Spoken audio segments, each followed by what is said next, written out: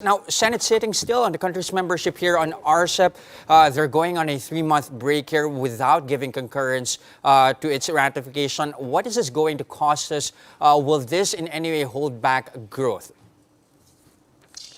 Well, I think if you look, first of all, let's just talk about RCEP. It's obviously a very important trading bloc. It's going to be 30% of the world's GDP. Already, Thailand and Vietnam have signed up. So I think the key here is that the delay in ratification obviously would have been beneficial if they'd done it prior to that. We're optimistic when they return in May, they will do so. As you rightly refer to the 3 key bills that look like they're going to be passed, obviously, Retail Trade Act, Foreign Investment Act, and the Public Service Act. But it's very important the Philippines does join RCEP, and obviously we're confident that will happen in May. There have been questions over, obviously, concerns over agriculture, but I think also the DTI, particularly Undersecretary Alan Gepta, has answered those points and actually saying there are also advantages as well for the agricultural producer in terms of obviously access to cheaper fertilizers and other products. Plus, there will be still tariffs or controls on certain key products, obviously pork, poultry, and other items. So we're still hopeful. Clearly, it would have been better, but I do think the growth that will be important. The Philippines does join. Obviously, we're looking forward to that ratification in May when the Senate returns. All right, Chris, more to your point earlier as to how there has been much of a pushback here, especially from certain agricultural groups and trade groups, regarding the possibility that, there will be excessive importation here. What assurances do we have that tariffs will not be unilaterally cut off and at the same time we won't be importing excessively? Well, I think those are the assurances, and I think to be very fair to the Department of Trade and Investment, they've given those, they've interacted. And I think that the Philippines, he's given those assurances. He's also discussed the fact that there will also be benefits to the agricultural sector, and that, of course, also that certain tariffs will remain on certain key products. And therefore, I think we should also be looking at the opportunities from RCEP, right? RCEP does give an opportunity to many other sectors. And I think it's key, when we talk about the role of the British Chamber, we're very keen to promote the opportunities of investing and trading in the Philippines as a gateway to Southeast Asia. And therefore, I think it's very important for the Philippines to be part of that bloc, particularly, obviously, in the concurrence, as you said, Vietnam, Thailand have joined.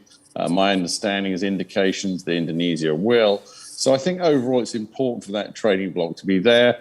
And I think those concerns, which understandably have been raised by the agricultural sectors, have been well answered. And hopefully going forward, we should also look at the opportunities that this gives, not just to that sector, but to many others. Chris, this is Danny jumping in. Let's focus on the Public Services Act that was already ratified by Congress. How much of a boost are we expecting from this? Could you also outline, the risks on the table for domestic players here if we do open up? And do you have specific, examples of foreign investors already keen to take this on? Well, look, I think first of all, it's an extremely important move. I mean, the act was last, I think, from 1936. So obviously, this has been a long time, and all credit to the ones involved. And I think that's now moving for. I think it's going to be obviously sent to the president for signing. I think it's going to be a clear signal, and I think it will increase competition. I think that it's also a very important signal, Danny, because I think the Public Service Act combined with those other 2 economic liberalization bills clearly indicates that the Philippines is opening up and will further attract foreign investment, which has increased this year in all fairness. So I think it's a very important signal.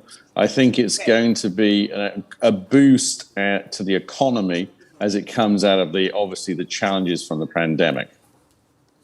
To what extent are foreign investors assured, or at least, optimistic about the state of doing business here in the country? I'm talking about corruption, red tape, all of these issues. Have those been resolved for them to be ready enough to jump in? Well, the interest level has remained high even during the pandemic. And I would add a couple of other points, which I think will assist now. I mean, obviously, the recent lifting as of February 10th on travel will be a help as well, because obviously we've had business people who wish to visit and meet customers or meet partners. Now that obviously can be facilitated much easier. So that's also going to be a boost. In terms of the ease of doing business, that act was passed obviously during this administration. But more can be done, we feel. And obviously, I think that can be accelerated. And I think one of the key areas there will be the increasing use of digitalization, making it a much faster, more transparent process. There has been improvements, but it can continue to do so. So I think combined with what's going on, the interest level of British companies continues to be high in the Philippines.